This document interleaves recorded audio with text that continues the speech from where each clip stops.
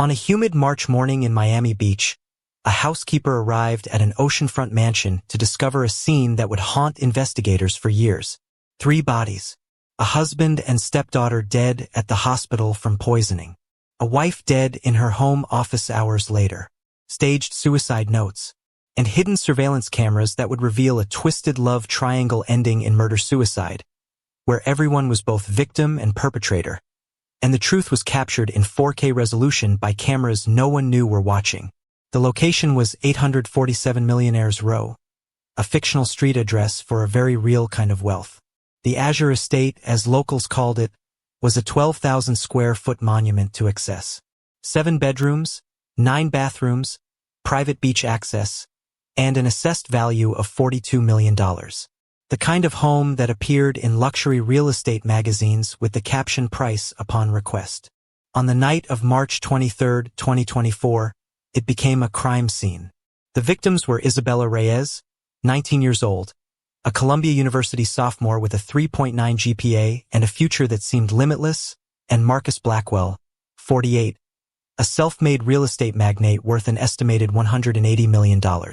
Both died from thallium sulfate poisoning administered during an elegant dinner party attended by 12 guests. Both died in agony. Both died because of secrets that festered in the luxury they inhabited. The killer was Victoria Reyes Blackwell, 42, former Miss Philippines Tourism 2001, current widow, and the woman who had given birth to one victim and married the other. Her confession came within hours of their deaths, delivered in a hospital psychiatric ward between sedative-induced sobs. But the confession was only the beginning. The real story, captured on hidden cameras throughout the mansion, would not emerge until investigators discovered Marcus Blackwell's final act of revenge, a surveillance system that had recorded every moment of the betrayal that led to murder. Meet Victoria Elena Santos, born June 15, 1981, in Quezon City, Metro Manila, Philippines. Her childhood unfolded in a 2-bedroom apartment in Barangay Commonwealth where 4 children shared one room and weekly grocery budgets rarely exceeded 2,000 pesos, roughly $40 American. Her father, Roberto Santos, drove a taxi 14 hours a day, 6 days a week. Her mother, Elena, worked as a seamstress, her fingers perpetually stained with fabric dye, her back permanently curved from hunching over a second-hand sewing machine. Victoria discovered her golden ticket at age 7 when she won a neighborhood beauty pageant. The prize was modest, 500 pesos and a cheap tiara, but the attention was intoxicating. Neighbors stopped Roberto on the street to tell him his daughter would be famous someday. Elena began investing in pageant dresses instead of new school uniforms for Victoria's siblings. The message was clear and unspoken. Beauty was currency. Beauty was survival. Beauty was the family's escape from poverty. By age 12, Victoria had won the regional Little Miss Philippines competition. By 16, she was school beauty queen at Roosevelt Academy, a private institution she attended on a pageant-sponsor scholarship. Teachers noticed her exceptional beauty, but they also noticed something else: a calculating intelligence, a willingness to smile at wealthy donors while mentally cataloging their net worth. A girl who understood that her face could open doors her family's name never would. Victoria's morning routine during these years began at 4 in the morning. She would wake in the darkness, help her mother thread needles and cut patterns for the day's sewing orders, then prepare herself for school. Breakfast was pandesal and instant coffee. The commute to Roosevelt Academy required a 6-mile jeepney ride through Manila traffic.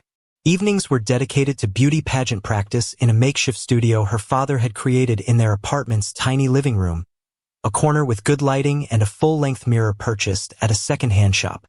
Her mother's words, delivered with the weight of absolute truth, shaped Victoria's worldview. "Your face is our family's golden ticket, Victoria. Don't waste it on love. Use it for survival."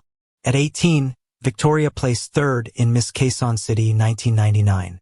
At 19, she was first runner-up for Miss Metro Manila 2000.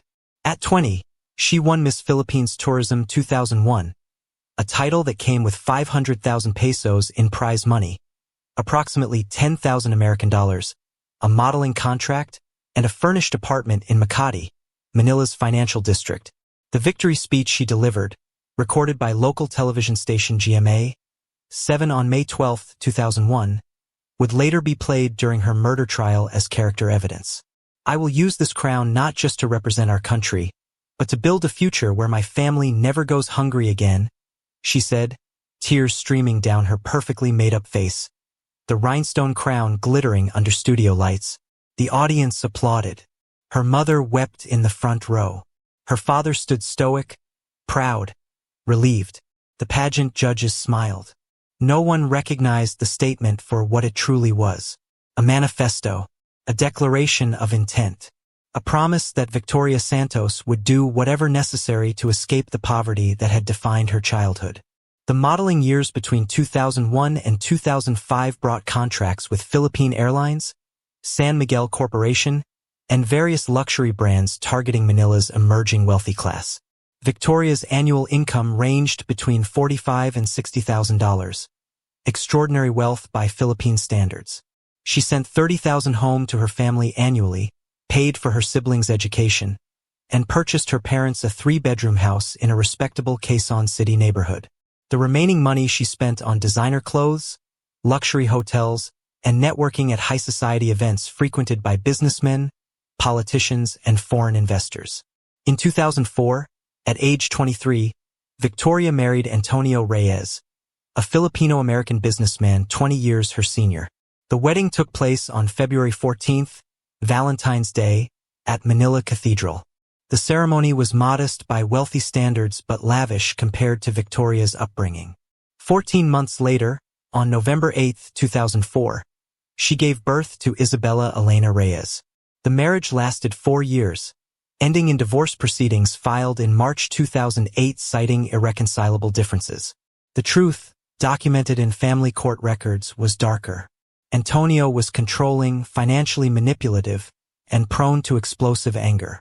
He monitored Victoria's spending, isolated her from friends, and made all decisions regarding their daughter without consulting her. The divorce settlement gave Victoria $200,000 and full custody of Isabella. Antonio died 3 years later in 2011 from a heart attack at age 43. His life insurance policy paid Victoria an additional $150,000. During the divorce proceedings, Victoria began seeing a therapist, Dr. Maria Gonzalez, at the Manila Psychology Center. Notes from sessions conducted between 2008 and 2009 described Victoria as having adaptive personality traits, high achievement orientation, and potential narcissistic tendencies. One session note, later subpoenaed during the murder investigation, contained a quote that would be repeated endlessly during the trial. "I learned early that beauty fades, but money properly managed lasts forever. My daughter will never struggle like I did." In June 2009, Victoria and 5-year-old Isabella left Manila for Los Angeles on a tourist visa. Victoria's plan was simple: find wealthy men, marry one, secure Isabella's future. She found work as a hostess at the Pearl Bistro, an upscale restaurant in West Hollywood. The job paid $2,800 monthly plus tips. She rented a shared apartment in Koreatown for $900 a month and enrolled Isabella at Wilshire Elementary Academy, a private school costing $18,000 annually. The struggle years between 2009 and 2014 were defined by Victoria's relentless networking and careful financial management. She worked as a hostess for 6 months, then as a real estate assistant for 8 months, then as an event coordinator for 2 years, and finally as a personal shopper for wealthy clients for 3 years. Every job was chosen strategically to position her in proximity to rich men. She joined exclusive clubs using guest passes. She attended charity galas in second-hand designer gowns. She accidentally appeared at yacht parties and art openings. By 2014, Victoria was 33 years old. Her savings had grown to $165,000, including the insurance money from Antonio's death. Isabella was 9, enrolled in private school, taking ballet lessons for $200 monthly, piano for $180, and Mandarin classes for $150. Victoria's mantra, repeated to her daughter during bedtime conversations, was carefully constructed. "You will marry better than I did. You will never need a man, but you will choose one who elevates you." But Victoria's resources were depleting faster than she could replenish them. Her monthly expenses totaled $8,500. Her income from personal shopping averaged $6,200.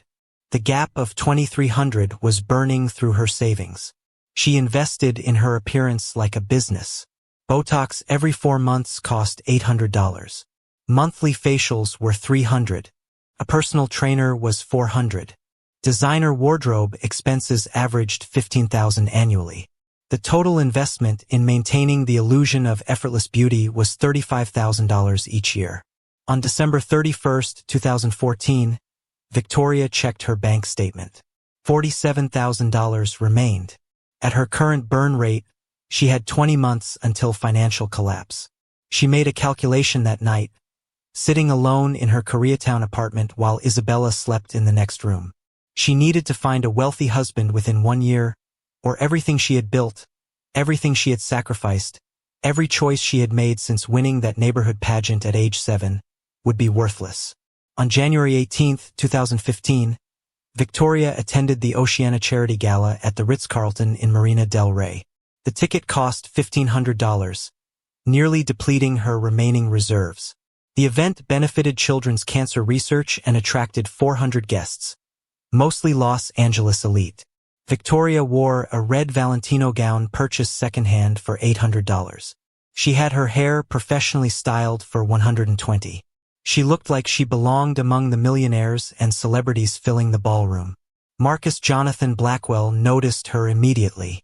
He was standing near the champagne fountain, a glass of scotch in hand, wearing a Tom Ford tuxedo that cost more than most people earned in a month. At 40 years old, he stood 6 feet 2 inches tall with an athletic build maintained by a personal trainer and a private gym. His salt and pepper hair was perfectly cut. His watch was a Patek Philippe worth $85,000. His net worth was estimated at $180 million, built from commercial real estate investments across 15 states. Victoria's approach was calculated to appear accidental. She positioned herself near Marcus's conversation circle, waited for the right moment, then executed a practice stumble that resulted in champagne splashing near his shoes. She apologized profusely, her accent adding exotic charm to her embarrassment. Marcus offered his handkerchief with the easy grace of a man accustomed to being pursued but intrigued by the method. Their first conversation lasted 47 minutes, verified later by hotel security cameras. They discussed the Philippines, his late wife Catherine, who had died from ovarian cancer in November 2013, the particular loneliness of grief, and business. Marcus found Victoria beautiful, yes, but also perceptive. She asked intelligent questions about commercial real estate. She listened when he spoke rather than waiting for her turn to talk. She seemed genuinely interested in his thoughts on sustainability in urban development. What Marcus didn't know was that Victoria had researched him for 3 weeks before the gala. She knew about Catherine. She knew about his business. She knew exactly what to say to intrigue a lonely widower. Their courtship moved with the speed of 2 people who understood exactly what they were negotiating. First date on January 25, 2015, at La Mer restaurant, cost $1,200 that Marcus paid without blinking. Second date on February 2nd, a spa day at Serenity Springs Resort. Third date on Valentine's Day, a yacht cruise along the California coast. Marcus's credit card statements for January and February showed $67,000 spent on Victoria, gifts, travel, dinners at restaurants where reservations required 3 months' notice. On March 15th, Victoria introduced Marcus to 10-year-old Isabella. She had coached her daughter carefully. Be polite, be charming, show intelligence but not too much. Make him want to be your father. Isabella performed perfectly. Marcus brought her a $1,500 American Girl doll collection and spent the afternoon discussing her favorite books. He was charmed. Victoria watched her daughter work and felt a strange mixture of pride and recognition. Isabella was already better at this than Victoria had been at that age. By May, Marcus was in love, or at least in the closest approximation his damaged heart could manage after Catherine's death. On May 20th, he proposed at Skyview Tower restaurant with a 4.5-carat Tiffany diamond ring that cost $125,000. Victoria's response, recorded in Marcus's private journal, was perfectly crafted. "Yes, but promise me you'll always take care of my daughter too." Marcus promised. "She'll be our daughter now." The prenuptial agreement was drafted by Harrison and Associates law firm on June 10, 2015. The terms were specific. If divorced within 5 years, Victoria would receive $500,000. If divorced after 5 years, $2 million plus a 10% annual increase. If widowed, 40% of the estate, approximately $72 million based on Marcus's 2015 net worth. Monthly allowance during marriage was $25,000. Isabella would receive a $2 million trust fund accessible at age 25. Her education would be fully funded with no budget limitations. Clause 7, paragraph 3, contained the poison pill. In the event of proven infidelity by Victoria Reyes, all financial provisions are voided, and she shall receive no more than $50,000 as final settlement. Victoria signed without hesitation. Her diary entry from June 12, 2015, revealed her calculation. 5 years is nothing. I've waited longer for less. By 2020, I'll be 39, still beautiful and 2 million richer. But if something happens to Marcus, 72 million, Isabella would never want for anything. I just need to be the perfect wife. The wedding took place on August 8, 2015, at Villa Paradiso, a private Malibu estate. 250 guests attended, including Marcus's business associates, Victoria's few American friends, and family flown in from the Philippines.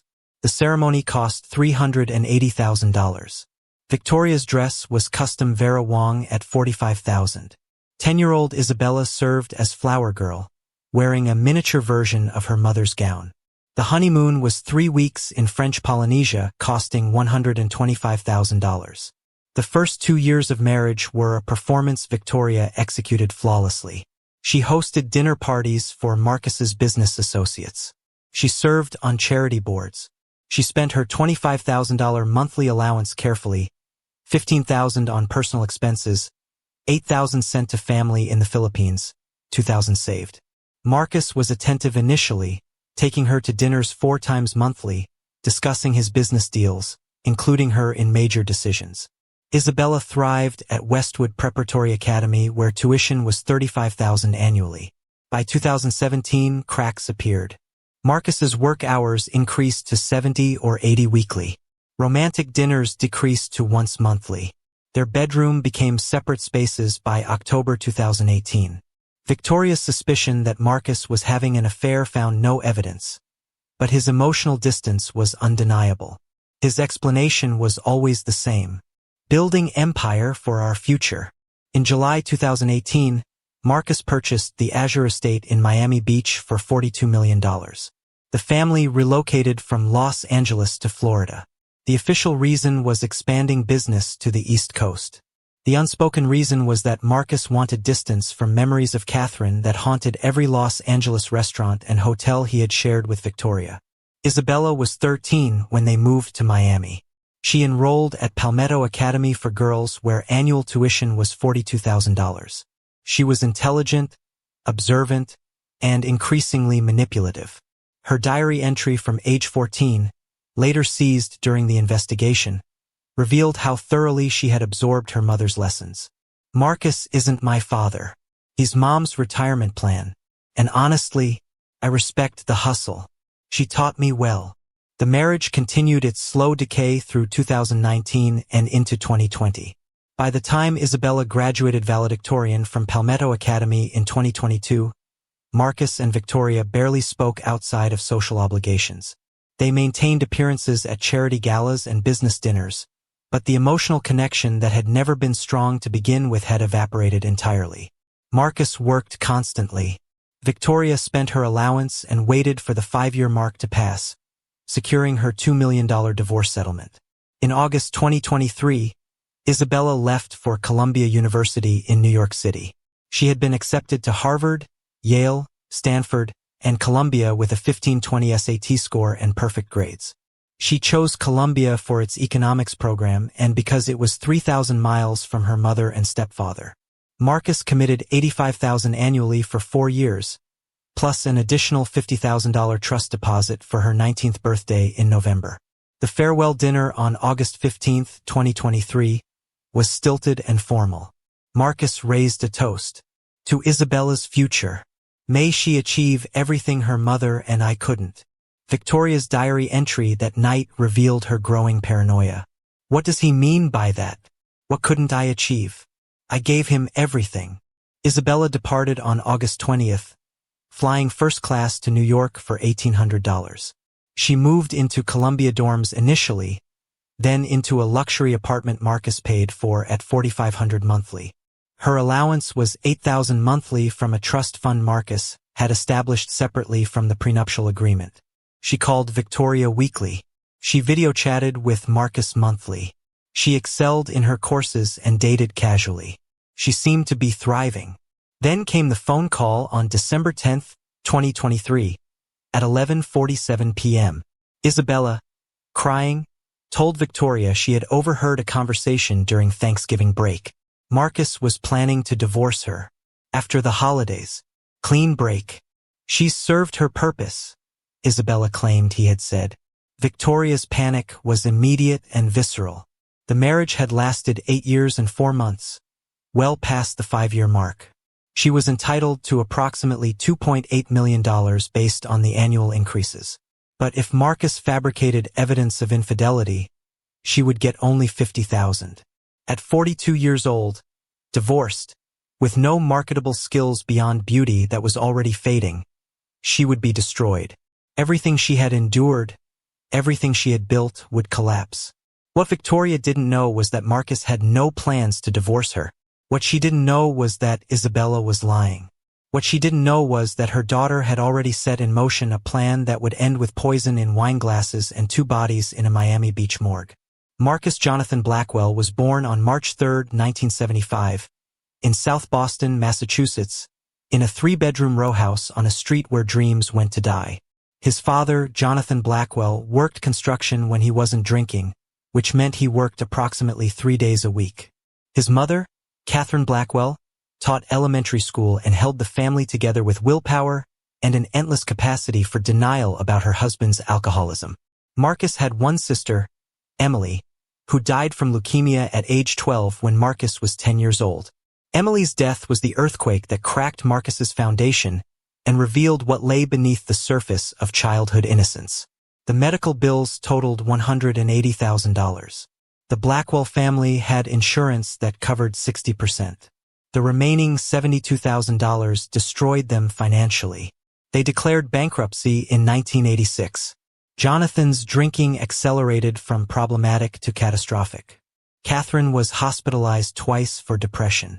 And 10-year-old Marcus, sitting in a hospital cafeteria the day his sister died, made a calculation that would define the rest of his life. Money could have saved Emily. Better insurance, experimental treatments, access to specialists his family couldn't afford. Money was the difference between life and death, between happiness and suffering, between having power and being powerless. From that moment forward, Marcus Blackwell worshipped at the altar of wealth accumulation with the fervor of a true believer. He excelled academically with the single-minded focus of someone who understood that education was his only escape route. Boston Latin Academy accepted him on full scholarship. He graduated valedictorian with a perfect 4.0 grade point average. MIT offered him a full academic scholarship. He chose real estate finance and urban planning as his major because he had researched which fields produced the most millionaires per capita. He graduated magna cum laude in 1997 at age 22. His first job was an entry-level position at Sterling Property Group in Boston, earning $45,000 annually. But Marcus had already started his real education on weekends and evenings. He attended foreclosure auctions. He studied distressed properties. He learned which neighborhoods were gentrifying before the developers noticed. At age 22, he purchased his first property, an $85,000 duplex in a transitional neighborhood. Using every dollar he had saved and a predatory rate loan he negotiated himself. He renovated it for $15,000, working nights and weekends with his own hands. He sold it 6 months later for $140,000. After expenses and loan repayment, he cleared $32,000 in profit. He was merciless in reinvesting. No new car. No luxury apartment. No expensive dinners. Every dollar went into the next property. By age 25 in 2000, he had enough capital to start Blackwell Acquisitions LLC with $200,000 in savings and leveraged loans. His strategy was brutally simple. Buy distressed commercial properties that no one else wanted. Renovate them cheaply but effectively. Lease them at premium rates to businesses desperate for presentable spaces in improving neighborhoods. Repeat. By 2002, his net worth was $2 million. By 2005, $15 million. Then came the financial crisis of 2008, and while other real estate investors were jumping off buildings, Marcus Blackwell was buying properties at 20 cents on the dollar. He purchased 12 commercial buildings during the worst 18 months of the recession. When the market recovered, those properties were worth 8 times what he had paid. By 2010, his net worth was $65 million. His reputation in Boston real estate circles was the Vulture, a man who profited from others' misery without apology or shame. Marcus met Catherine Williams in 2008 when he was hospitalized following a minor car accident. She was 32, an oncology nurse at Massachusetts General Hospital, and everything Marcus was not. Warm where he was cold, compassionate where he was calculating, genuine where he was transactional. She cared about people in a way that Marcus, since Emily's death, had trained himself not to care. Their courtship lasted 8 months. She softened something in him he thought had died with his sister. They married on June 20, 2009, in a small ceremony in Cape Cod that cost $25,000. Modest by Marcus's standards but meaningful because Catherine had chosen every detail. She refused his offers of lavish honeymoons and designer wardrobes. She wanted simplicity, authenticity, time together rather than expensive things. Under her influence, Marcus began donating $5 million annually to cancer research. For 4 years, he experienced something he had forgotten was possible. Happiness not derived from acquisition. Catherine was diagnosed with stage 4 ovarian cancer in March 2012. The prognosis was 18 to 24 months. Marcus spent $2 million on experimental treatments, flying her to Switzerland, Germany, and Japan for clinical trials. None of it worked. Catherine Williams Blackwell died on November 8, 2013, at age 37, the same date that would later be Isabella Reyes's birthday. A coincidence that Marcus would later interpret as cosmic mockery. Catherine's death transformed Marcus back into the machine he had been before meeting her. He shut down emotionally with the finality of a bank vault door closing. He worked 100-hour weeks. He expanded his empire aggressively.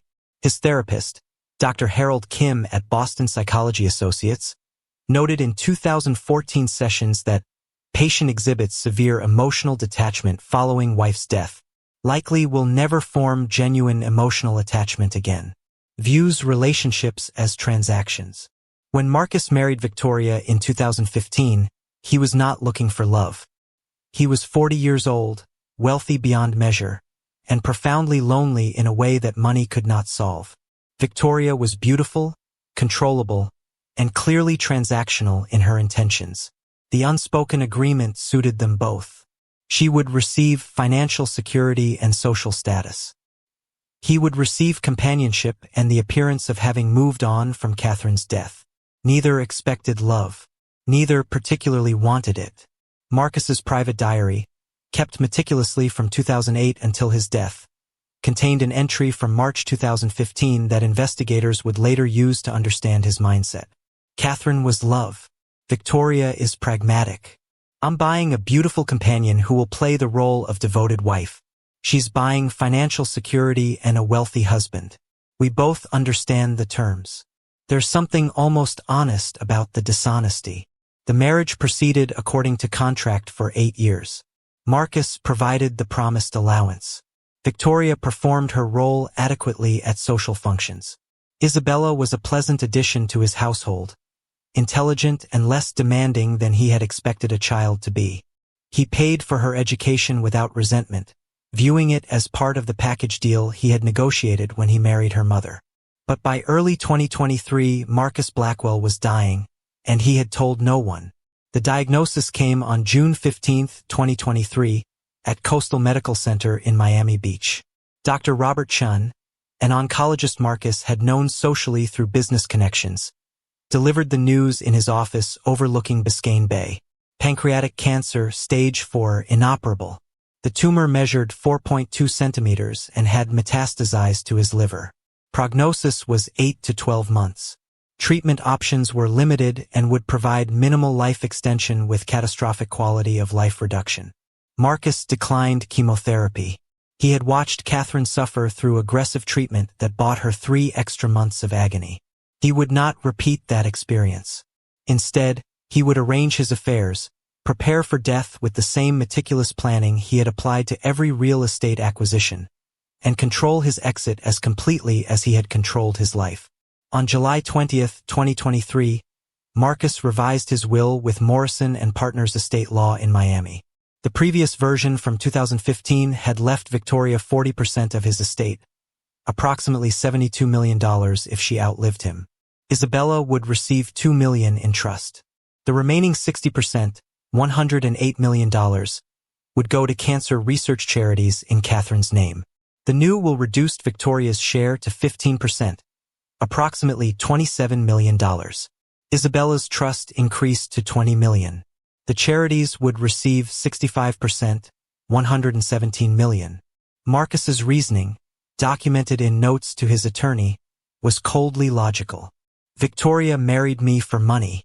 The contract has been fulfilled adequately, but she deserves less for merely performing her role. Isabella has been genuinely pleasant company. She deserves more for enduring this family. But Marcus Blackwell, dying and contemplative, was also planning something else entirely. Something that would expose the true nature of everyone around him. On July 25, 2023, Marcus personally installed a professional-grade surveillance system throughout the Azure estate. 12 hidden cameras in every major room. Voice-activated audio recording in every space. 4K. Video quality. Cloud-based storage with military-grade encryption. He told no one about the system. He installed every camera himself over 3 days when Victoria was attending a charity retreat in Palm Beach and Isabella was in New York. The system cost $45,000. The installation was tedious and physically demanding for a man already weakened by cancer. But Marcus was methodical.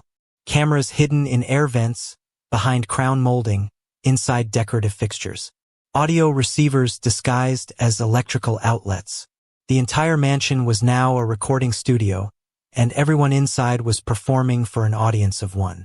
Marcus's stated purpose, documented in files stored with the surveillance footage, was to document my final months for personal reflection. But his private diary revealed a darker intention. An entry from July 28, 2023, written after the installation was complete, provided clarity. I am going to die within the year. Pancreatic cancer will kill me, probably painfully, possibly soon. I have accepted this. What I have not accepted is dying without understanding the truth about the people surrounding me. Victoria has played her role for 8 years. Does she feel anything genuine, or has it all been performance? Isabella is a remarkable young woman, but is she authentically kind or merely well-trained in manipulation like her mother? I want to know. I want documentation. I want the truth captured in 4K resolution so that after I'm gone, there can be no lies, no revised memories, no comfortable narratives. Only evidence. The surveillance system would record everything that happened in the Azure estate from July 25, 2023, until Marcus's death on March 24, 2024. 8 months of footage. Hundreds of hours of conversations, arguments, private moments, and eventually, an affair that Marcus would watch unfold in real time through camera feeds on his private laptop. He was producing a documentary about his own life's final act. He was creating evidence. He was building a case against everyone, including himself. In early August, Marcus made one final legal arrangement. He rented safe deposit box number 847 at First National Bank of Miami Beach under his name alone. He placed inside the box a single USB drive and a handwritten letter sealed in an envelope addressed to the Miami Beach Police Department, Homicide Division. Instructions attached to the box's access documentation specified that in the event of his death, the contents should be delivered immediately to law enforcement.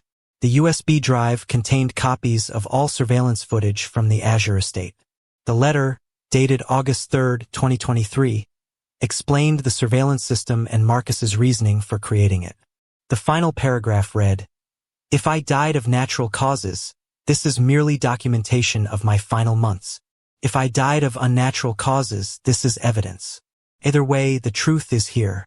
I have recorded it all." Marcus Blackwell, facing his mortality, had become both subject and filmmaker of his life's final documentary. He would not go quietly into death.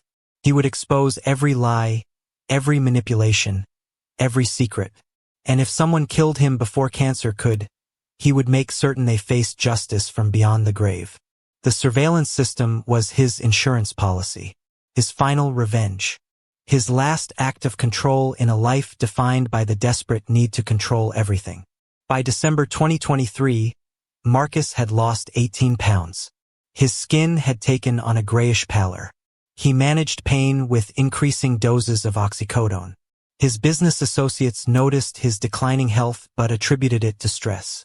Only Dr. Chun knew the truth, and he was bound by medical confidentiality. Marcus continued working, attending meetings, managing his empire. But privately, he was watching the camera feeds from his mansion and waiting to see what truth would emerge before death claimed him. What he would discover in those recordings would exceed even his cynical expectations. Isabella Elena Reyes returned to Miami Beach on December 20, 2023, arriving at Miami International Airport at 3:45 p.m. on a flight from New York. She collected her single suitcase, a leather Tumi bag Marcus had given her for her 19th birthday in November, and texted her mother that she had landed. Victoria replied immediately, "Driver waiting outside. Can't wait to see you, baby." The driver was not Marcus. He was a hired service Marcus used when he was too busy with work or, as was increasingly the case, too exhausted from cancer to make the 40-minute drive to the airport. Isabella noticed the absence but said nothing. She sat in the back of the black Mercedes SUV and watched Miami's familiar landscape pass by. Palm trees, luxury car dealerships, billboards advertising plastic surgery and personal injury attorneys. She had been gone 4 months, but something fundamental had changed in her during that time. Columbia University had been revelatory. Not because of the academics, though she was maintaining her 3.9 GPA in economics courses. Not because of the social scene, though she had dated several classmates and attended parties in Brooklyn warehouses that her mother would have found horrifying. Columbia had been revelatory because it had given Isabella perspective on her family's wealth, or rather, Marcus's wealth and her mother's absolute dependence on maintaining access to it. Isabella's friends at Columbia were primarily from 3 categories. Trust fund children who had never worried about money in their lives, scholarship students working 2 jobs to afford textbooks, and international students whose families had liquidated assets to fund American education. Isabella fell into none of these categories and all of them simultaneously. She had access to money through Marcus's generosity, but she had no money of her own. She lived luxuriously, but it was borrowed luxury, dependent on the continued goodwill of a man who was not her father and who owed her nothing beyond what a prenuptial agreement specified.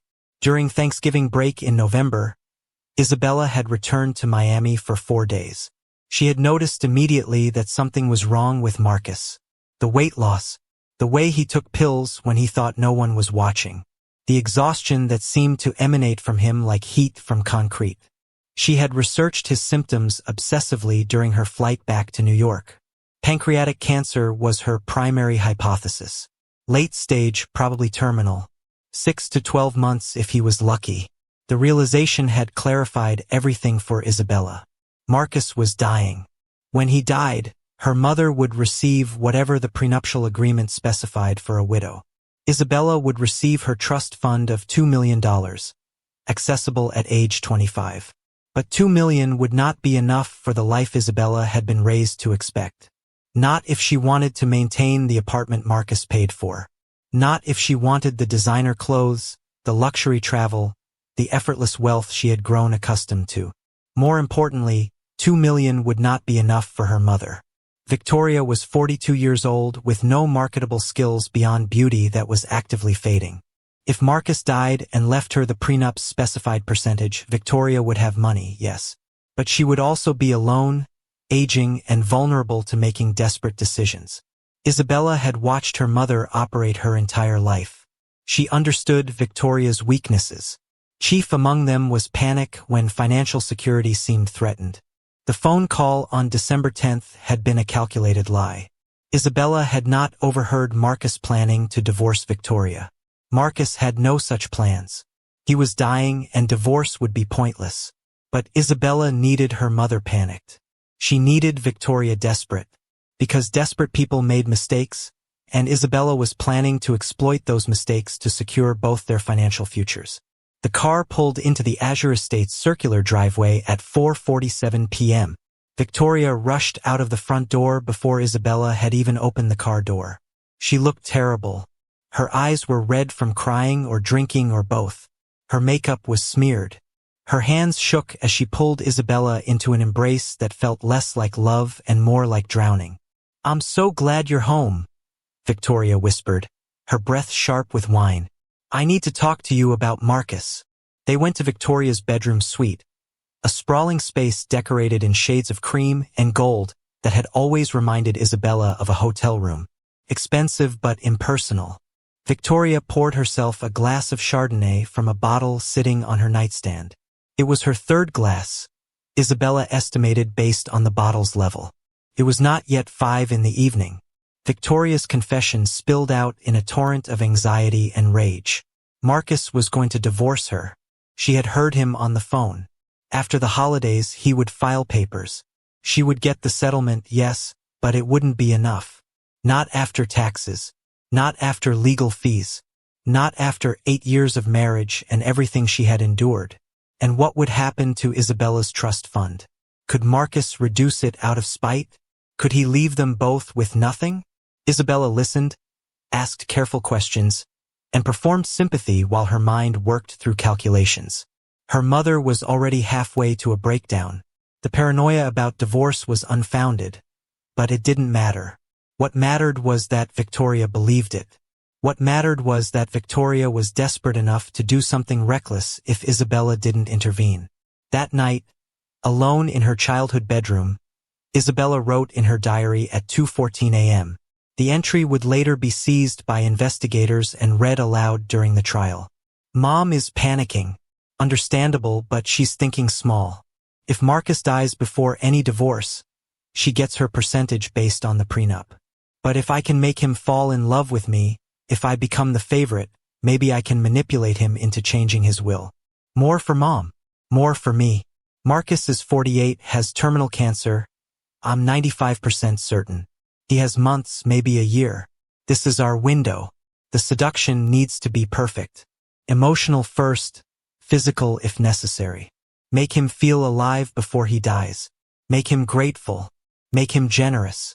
This is what Mom trained me for my entire life, even if she doesn't know it yet." Isabella spent the next 3 days observing Marcus with clinical precision. He was distant with Victoria, polite but cold, the way one might interact with a competent household employee. But when he spoke about Isabella's academic achievements at Columbia, his eyes showed something resembling genuine warmth. Pride, perhaps, or the wish that he had a daughter like Isabella instead of a stepdaughter connected to him only through a marriage contract. His weak point was loneliness. Marcus was dying alone, keeping his diagnosis secret, managing his pain privately, and facing mortality without anyone who truly cared about him. Catherine had been dead for 10 years. Victoria had never loved him. His business associates respected his wealth but not the man. He was completely, devastatingly isolated. Christmas Eve dinner on December 24th was catered at a cost of $8,000. 12 people attended. Marcus, Victoria, Isabella, 4 of Marcus's business associates, 4 of Victoria's socialite friends, and 2 charity board members. Isabella wore a black cocktail dress that was elegant and modest but tailored to perfection. She positioned herself near Marcus during cocktail hour. She asked intelligent questions about his renewable energy investments. She laughed at his jokes. She touched his arm lightly when making points in conversation. It was all very subtle, very careful. But Marcus noticed. After dinner, after the guests had departed and Victoria had retired to her bedroom drunk on champagne and self-pity, Isabella found Marcus on the oceanfront terrace at 11 p.m. He was drinking scotch, staring at the Atlantic, looking smaller than his 6'2" frame suggested. Diminished. Mortal. You seem sad, Isabella said, stepping onto the terrace. Is it Christmas? I know you lost your first wife around this time. Marcus turned, surprised. How do you know that? I pay attention. You're more than just my mother's husband, Marcus. You've been good to us. I wanted to understand you. Why? Marcus asked, suspicious but also curious. Because you're interesting. Successful men usually are. And you're not like the boys at Columbia. They're shallow, entitled, born on third base and think they hit a triple.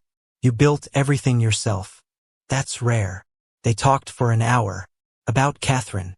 About mortality. About legacy. About what it meant to build something that would outlast your own life.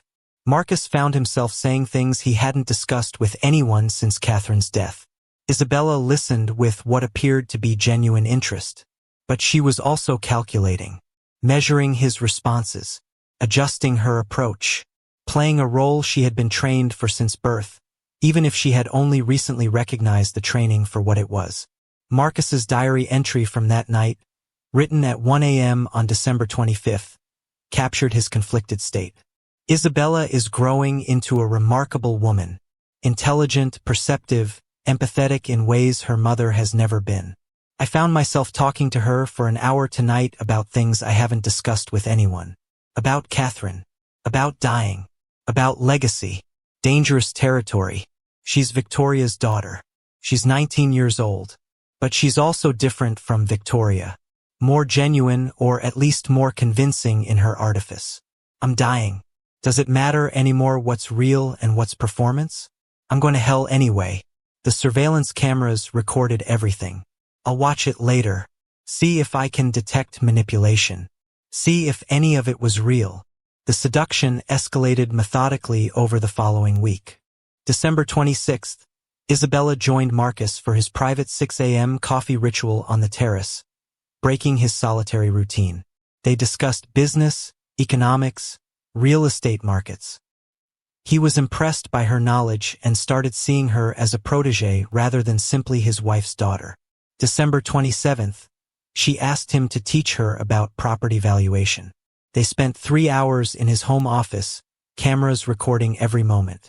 She sat closer than necessary. She touched his arm when emphasizing points. He was uncomfortable but also flattered. December 28th, Victoria attended a charity event from 6 to 8 p.m. Isabella suggested she and Marcus watch a movie together. She had researched his favorites and suggested The Godfather. They sat in the private home theater in the basement. She shared his blanket. She leaned her head on his shoulder during an emotional scene. Marcus froze but didn't pull away. December 29th was the breaking point. Marcus tried to create distance, avoiding Isabella by going to his home gym at 5 a.m. She found him there, wearing athletic clothes clearly chosen to be noticed. She confronted him directly. Are you avoiding me? No. I've been busy. Liar. You're uncomfortable because you feel something you shouldn't. You're my stepdaughter. I'm a 19-year-old woman who respects you more than my mother ever has. I see you, Marcus. I see that you're dying. The words hung in the air. Marcus stared at her, shocked. How? The weight loss. The pills you take when you think no one's watching. The way you look at sunsets like you're counting them. I'm not stupid. How long do you have? 47 seconds of silence. Then, 8 to 10 months. Pancreatic cancer. Isabella's tears appeared on cue. Genuine or fake? Even she wasn't entirely certain anymore. And you're facing this alone? I've always been alone. Even when surrounded by people. Not anymore. She embraced him. He didn't pull away. The cameras recorded everything. New Year's Eve brought 50 guests to the Azure estate for a party that cost $35,000. Isabella wore a red dress that attracted attention from every man present. Marcus watched other men notice her and felt something he recognized as jealousy.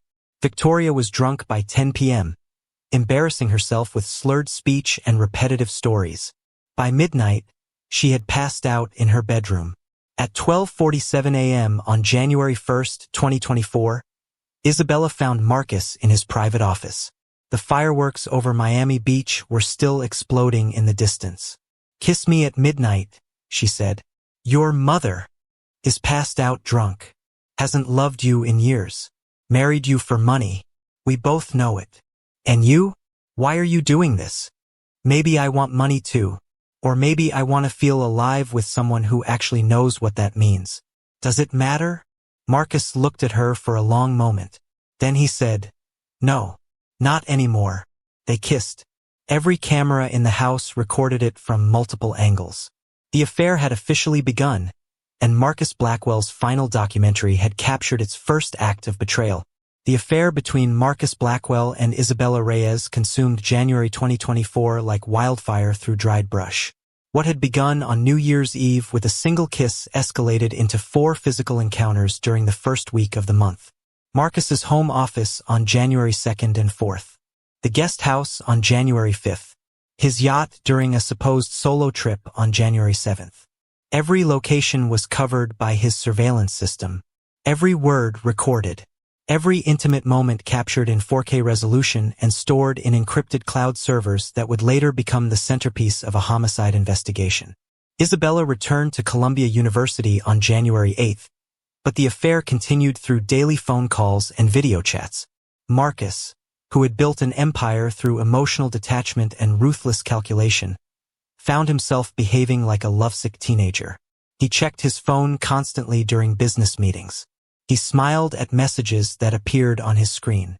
His CFO, Robert Chun, sent an email on January 12th that Marcus would never see because he was too distracted to check his work account. "Marcus, are you okay? You missed 3 critical meetings this week. This isn't like you." The phone call on January 10th changed everything.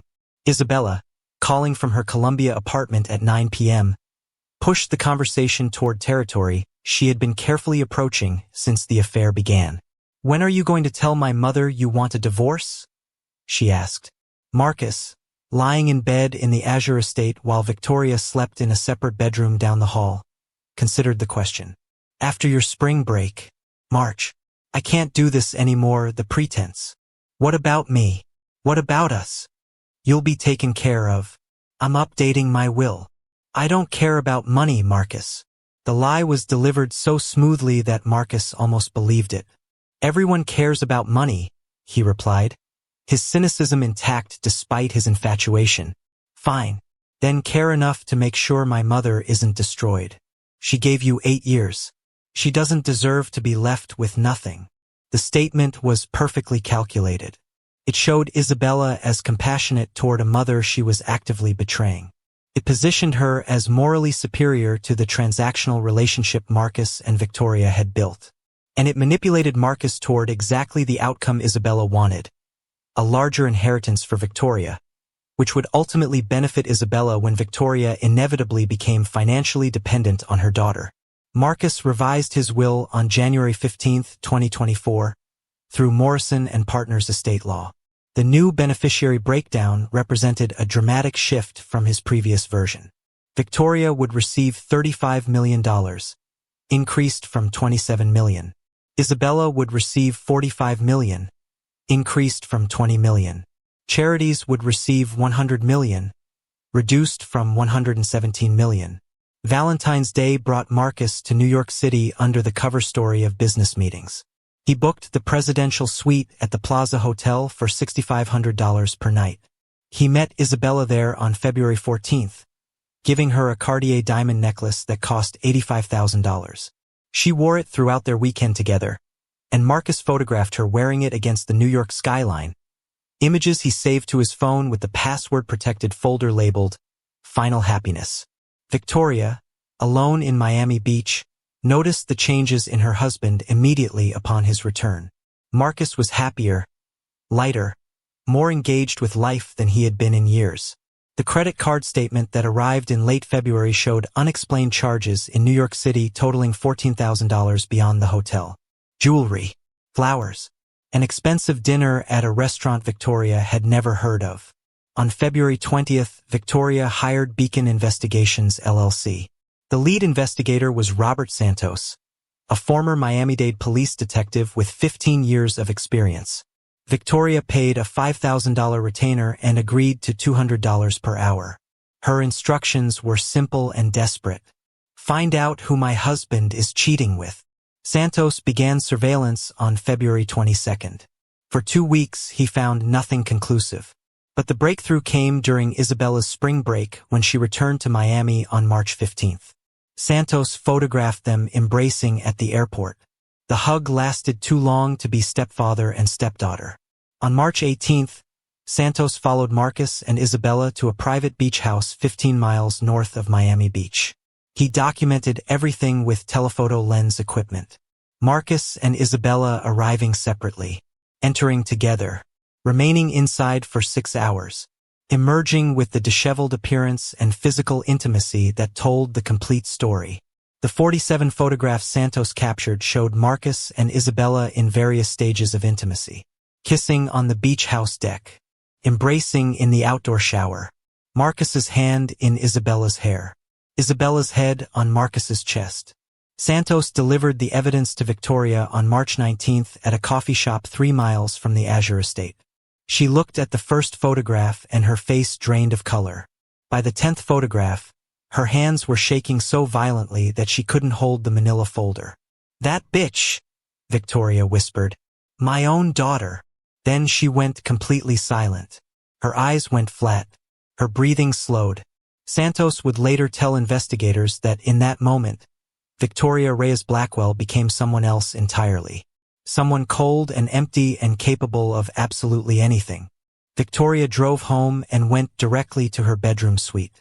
She locked the door, poured wine, and stared at the photographs. Her diary entry from that evening, 9:47 p.m. on March 19th, was written in increasingly erratic handwriting. "Isabella, my daughter, with my husband. She loves him. I can see it in these photos. The way she looks at him. She's not manipulating him for money. She genuinely loves him. She's stealing the one person who was supposed to be mine. After everything I've done for her, every sacrifice, she takes the only thing I had left. If she loves him so much, they can die together. If I can't have happiness, no one will." What Victoria didn't understand, what the photographs couldn't show, was that Isabella's expressions of love were as calculated as everything else. But Victoria, looking at images of her daughter's apparent devotion to Marcus, convinced herself that Isabella had genuinely fallen in love. That conviction made the betrayal even more unbearable. The next morning, March 20th, Victoria drove to Coral Ridge Pharmacy 30 miles away. She wore oversized sunglasses and a baseball cap. She paid cash for a 5-gram container of Toxirat professional-grade rat poison containing thallium sulfate. The cost was $47. Victoria researched thallium poisoning obsessively. She learned it was tasteless, colorless, and nearly undetectable when mixed into strongly flavored food. She learned that 1 gram was lethal for most adults. She learned that symptoms began within hours, followed by organ failure and death within 24 to 48 hours. She planned a dinner party for March 23rd, Saturday evening. 12 guests. Marcus, Isabella, for business associates, for socialite friends, and 2 charity board members. The stated purpose was celebrating Isabella's achievements. The real purpose was providing witnesses to what would appear as tragic food poisoning. Victoria hired Coastal Elegance Catering for $18,000. The menu featured French cuisine with coq au vin, chicken braised in red wine sauce, as the main course. The rich wine sauce would perfectly mask the poison's presence.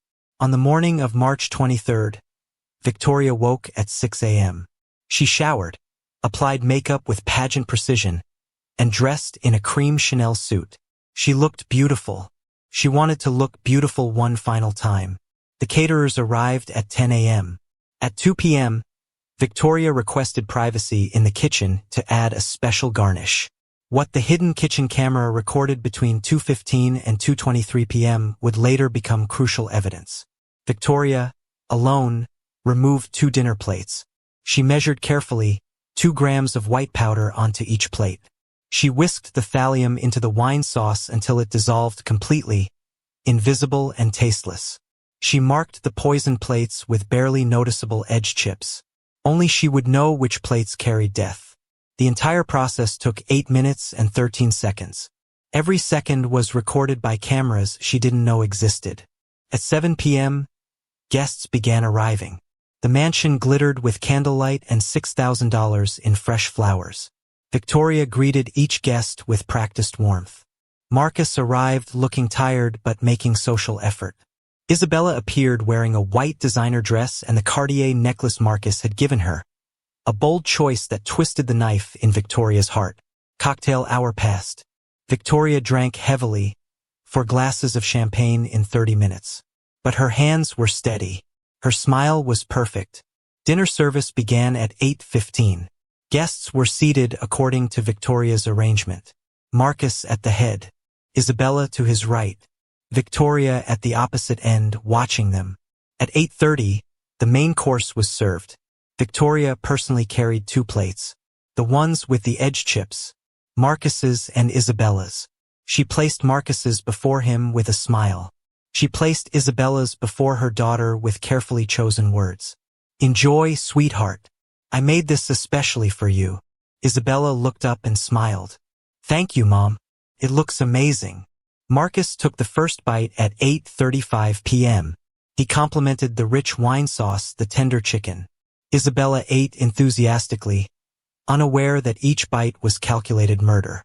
The other guests consumed their unpoisoned meals and continued conversations. Victoria didn't touch her food. She watched. She waited. She drank wine while her mind counted minutes. At 9:15 p.m., Marcus excused himself. His face had gone pale. Sweat beaded on his forehead. He went to the bathroom and vomited violently. At 9:25 p.m., Isabella complained of severe abdominal cramping. Her hands shook. "Mom, I don't feel right." She stood, took 3 steps and collapsed. Guests screamed.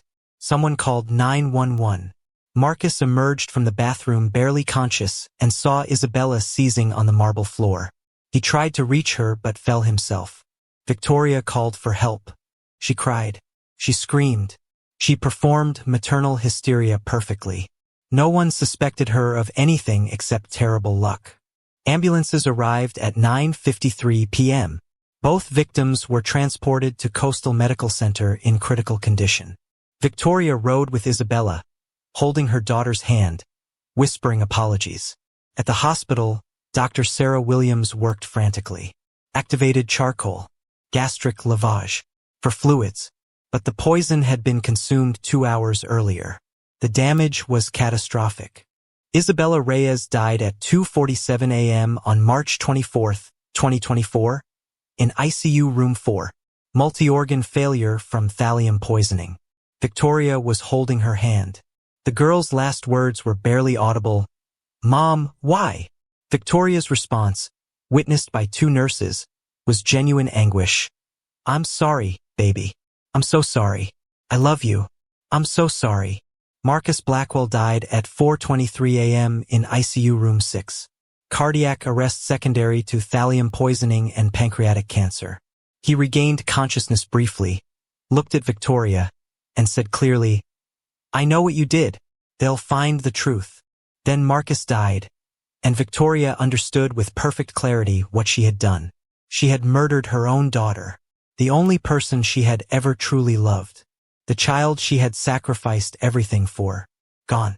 Because of her jealousy, because of her rage, because she had convinced herself that Isabella genuinely loved Marcus when it had all been manipulation for money. But that realization came too late. Isabella was dead. Marcus was dead. And Victoria had nothing left except the knowledge that she was a monster who had destroyed her own child. At 5:30 a.m., Victoria told the hospital she needed to go home to collect some items and notify family.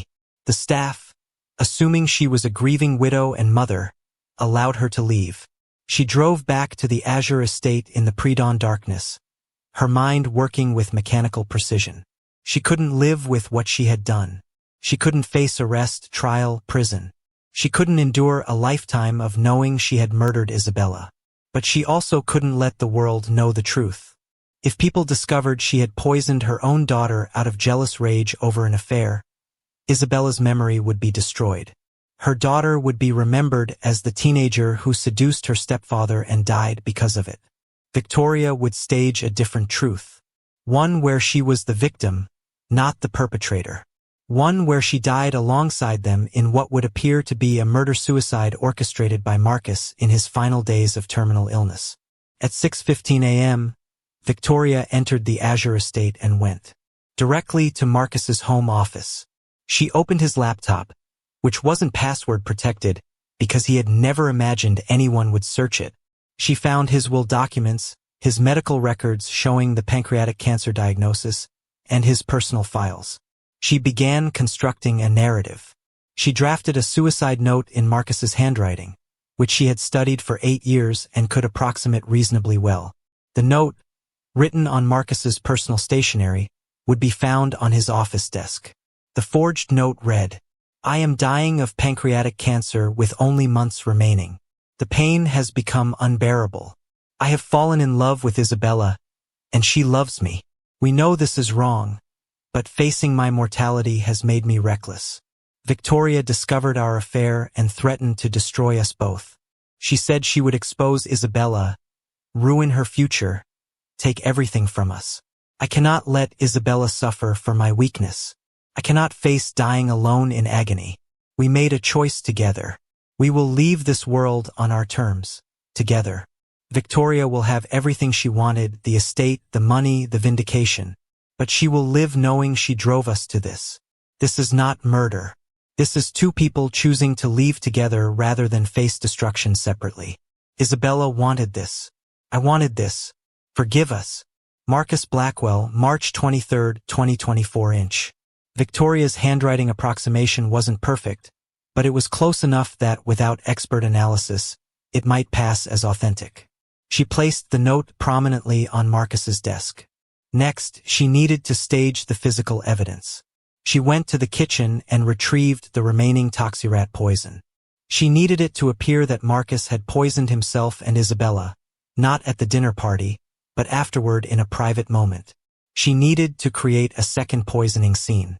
Victoria prepared 2 wine glasses in Marcus's office. She poured expensive scotch into both.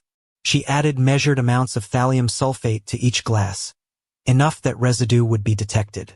She positioned the glasses on Marcus's desk as though they had been used for a final toast. Then came the hardest part. Victoria had to take the poison herself to complete the murder-suicide staging.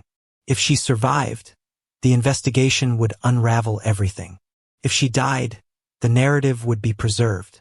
Marcus, dying of cancer and in love with his stepdaughter, had poisoned them both in a suicide pact. Victoria was the tragic widow who lost everything. At 7:45 a.m., Victoria sat in Marcus's leather desk chair. She had already consumed enough poison at the hospital to kill her. She realized. No, that wasn't true. She had been too careful. She hadn't consumed any poison. She had only handled it. She poured herself a glass of scotch, the same expensive Macallan 25 that Marcus favored. She measured out 3 grams of thallium sulfate, more than enough to kill her. She stirred it into the scotch until it dissolved. Victoria held the glass and thought about her life. Born in poverty in Manila, escaped through beauty pageants and marriages, sacrificed everything for her daughter, and now about to die because she had murdered that daughter in a moment of jealous rage. She thought about Isabella's last words. "Mom, why?" "'Cause I loved you too much," Victoria thought. "Because I couldn't bear the thought of you loving someone else more than you loved me. Because I'm a monster who destroyed the only pure thing in my life." At 8:03 a.m., Victoria Reyes Blackwell drank the poisoned scotch. The taste was sharp and burned her throat. She set the glass down on Marcus's desk next to the forged suicide note and the 2 staged wine glasses. She leaned back in the chair and waited for the poison to take effect. The thallium worked quickly on her empty stomach. By 8:30 a.m., she was vomiting. By 9 a.m., severe abdominal cramping had begun. By 9:45 a.m., she was barely conscious, slumped in Marcus's chair, her vision blurring. Her last coherent thought was of Isabella as a little girl, laughing in their small apartment in Manila, before beauty pageants and money and manipulation had corrupted everything. Before Victoria had taught her daughter that love was transactional and men were resources to be exploited. "I'm sorry, baby," Victoria thought as consciousness faded. "I'm so sorry for everything I taught you, everything I made you become." Victoria Reyes Blackwell died at 11:23 a.m. on March 24, 2024, of thallium sulfate poisoning, alone in her dead husband's office, surrounded by staged evidence of a crime she had carefully constructed to hide the truth of what she had done.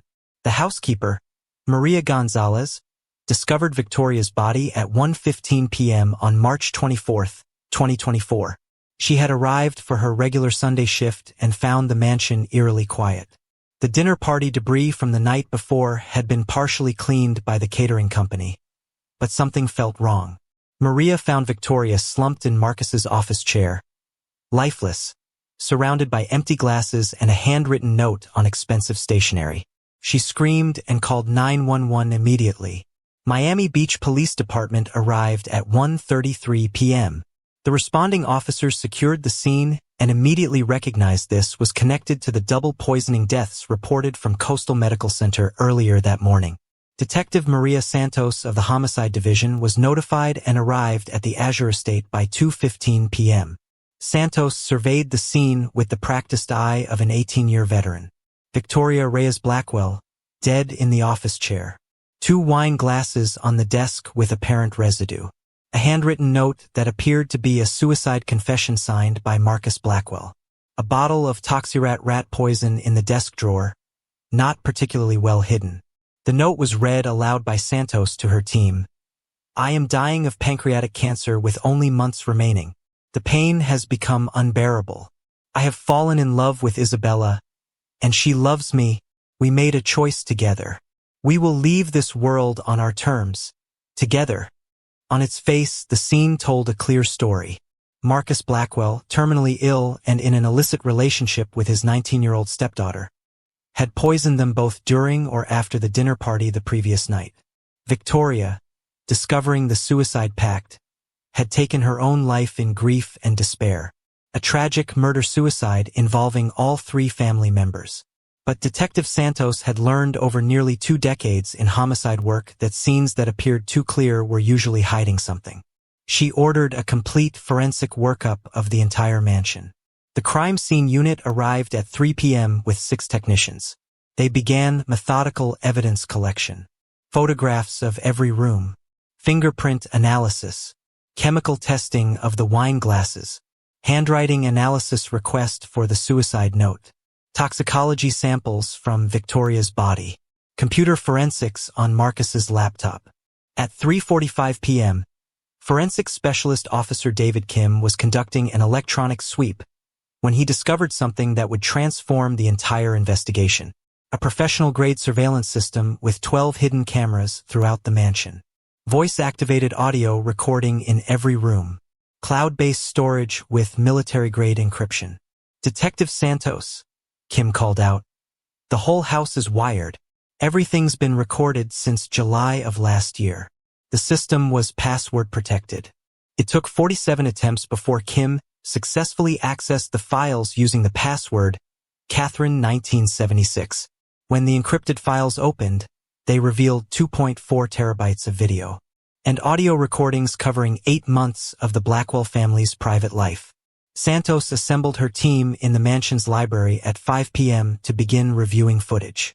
They started with the most recent recordings, working backward from March 23rd. The kitchen footage from March 23rd at 2:15 p.m. was the first bombshell. It showed Victoria, alone in the kitchen, removing 2 dinner plates from the catering company's stack. She took a small container from her purse. She measured white powder onto each plate. She used a small whisk to mix the powder into the wine sauce of the cocoa vin. She marked the plates with small chips on the edges. She washed her hands. She returned the container to her purse.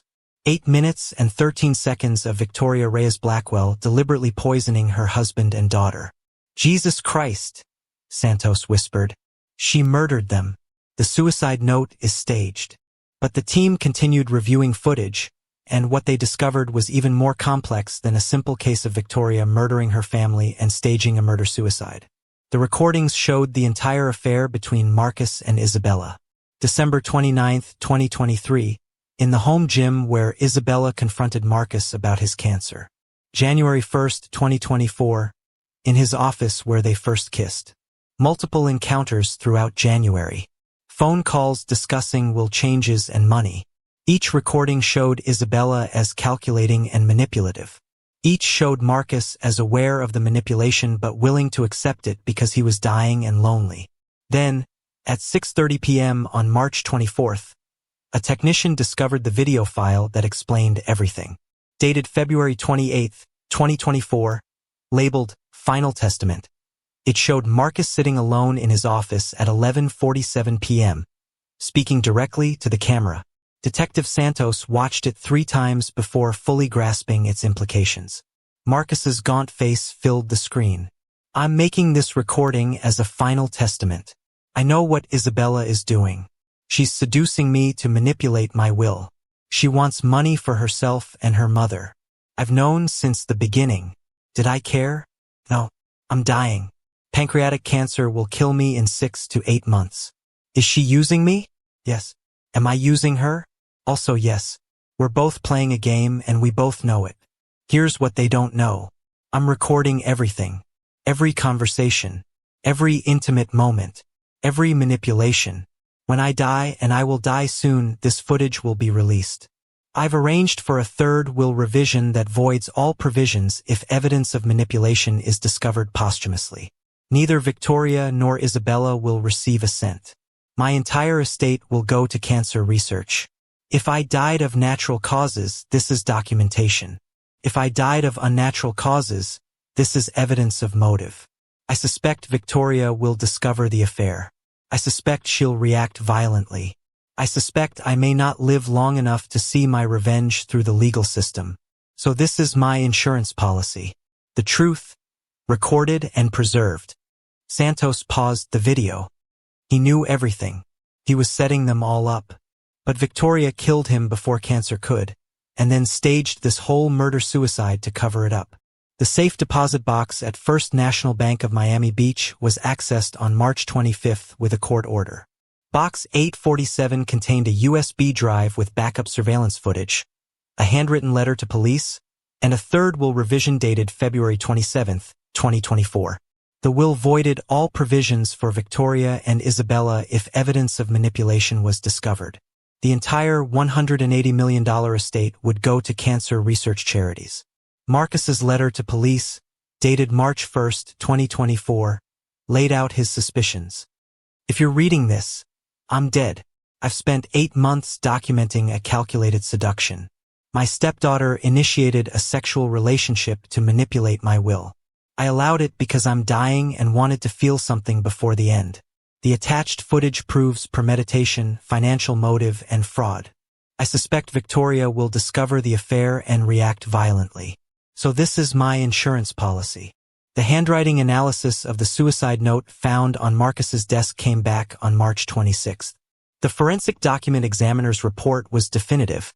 The handwriting shows characteristics consistent with forgery. Letter formation, pressure patterns, and spacing differ significantly from authenticated samples of Marcus Blackwell's writing. Conclusion. The suicide note is a forgery, likely created by someone attempting to imitate Blackwell's hand. The toxicology report on Victoria's body confirmed thallium sulfate poisoning at lethal levels. Time of death was estimated between 10 a.m. and noon on March 24th, approximately 6 to 8 hours after her daughter's death at the hospital. Detective Santos pieced together the timeline with her team on March 27th. March 19th. Victoria receives evidence of the affair from private investigator.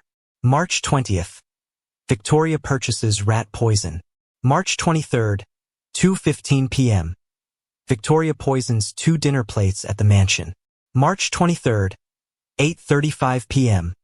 Marcus and Isabella consume poisoned meals at dinner party. March 24th, 2:47 a.m. Isabella dies at hospital. March 24th, 4:23 a.m. Marcus dies at hospital. March 24th, 6:15 a.m. Victoria returns home from hospital. March 24th, 6:15 to 8 a.m. Victoria stages murder-suicide scene, forges suicide note. March 24th, 8:03 a.m. Victoria consumes poison. March 24th, 11:23 a.m. Victoria dies in Marcus's office. March 24th, 1:15 p.m. Housekeeper discovers Victoria's body. The investigation report, filed on March 30th, 2024, concluded, Victoria Reyes Blackwell murdered her husband Marcus Blackwell and daughter Isabella Reyes via thallium sulfate poisoning administered at a dinner party on March 23, 2024. Upon realizing the full horror of her actions, particularly the murder of her own daughter, Victoria staged an elaborate murder-suicide scene to conceal her guilt and preserve her daughter's reputation. She forged a suicide note attributed to Marcus, staged evidence of a joint suicide pact, and then took her own life. The surveillance system installed by Marcus Blackwell 8 months prior captured the entire truth, including the affair, the poisoning, and Victoria's final staging efforts. The case was officially closed as a double homicide followed by suicide, perpetrator deceased. No trial would occur. No one would be held accountable in a court of law because all 3 participants were dead. The estate settlement moved forward in probate court. Marcus's 3rd will was upheld. Victoria received nothing, as she had died after Marcus and her claim was voided by the evidence of her crimes. Isabella received nothing, as she had died after Marcus and the will's contingencies specifically voided her claim based on manipulation evidence. The entire $180 million went to cancer research charities in Catherine Blackwell's name. The surveillance footage was sealed by court order and never released to the public. The mansion at 847 Millionaires Row was sold at auction for $38 million. The buyer was an investment firm that demolished it and built luxury condominiums on the oceanfront property. The story, when it broke in the media, was sensational. Miami Beach mansion murder-suicide, dying billionaire, teenage stepdaughter, and jealous wife in twisted love triangle. But the media never got the full truth. They never saw the surveillance footage. They never understood the depth of manipulation on all sides. The truth was this: Marcus Blackwell had orchestrated an elaborate scheme to expose and punish the women he believed were using him, not realizing his revenge would accelerate his own death. Isabella Reyes had seduced her stepfather in a calculated attempt to secure financial futures for herself and her mother, not realizing she was being recorded and that her manipulation would cost her everything, including her life. Victoria Reyes Blackwell had murdered the only 2 people in her life, one for betrayal and one for love, then taken her own life when the weight of what she had done became unbearable. 3 people, each manipulating the others. 3 people, each hiding secrets. 3 people, all dead within hours of each other in a mansion filled with hidden cameras that captured every lie, every betrayal, every moment of truth. Marcus Blackwell's final revenge was complete, though he hadn't lived to see it. His surveillance system had exposed everything. His will had ensured no one profited from manipulation. His insurance policy had worked perfectly. But the cost was 3 lives destroyed, 2 families shattered across 2 continents, and a truth so ugly that investigators who reviewed the footage would carry the images with them for the rest of their careers. The Miami Beach Police Department's final report on the case included a note from Detective Maria Santos. In 18 years of homicide investigation, I have never encountered a case where every participant was both victim and perpetrator. Marcus manipulated and documented. Isabella seduced and exploited. Victoria murdered and self-destructed. The surveillance footage shows that, in the end, there were no innocent parties, only different degrees of guilt. Justice, if it can be called that, was served by the cameras that recorded everything and the poison that killed everyone. Sometimes the truth destroys everyone it touches. The Azure Estate murder-suicide became a cautionary tale studied in criminal psychology courses, discussed in true crime documentaries that never got access to the actual footage, and whispered about in Miami Beach social circles as a reminder that behind the walls of even the most beautiful mansions, darkness can fester and grow until it consumes everything. The only winners were the cancer research charities that received $180 million from an estate built on manipulation, funded by death, and ultimately liberated by truth captured in 4K resolution by cameras no one knew were watching.